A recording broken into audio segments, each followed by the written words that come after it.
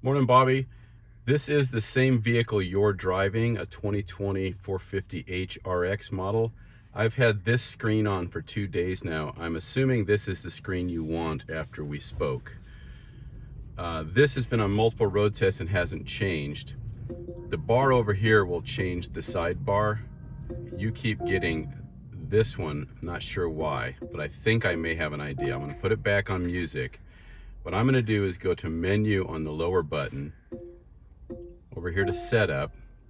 This is where it gets weird. The little blue bar at the bottom is too hard to touch here, so I need to go over there and scroll down. I'm sorry, this one. Scroll down to navigation. Then in navigation, detailed settings. And again to the scroll bar, we need to go down 2 screens. Automatic freeway exit list, I believe, is what is popping up on your vehicle from what we spoke about. I'm going to turn that off and then exit back to map.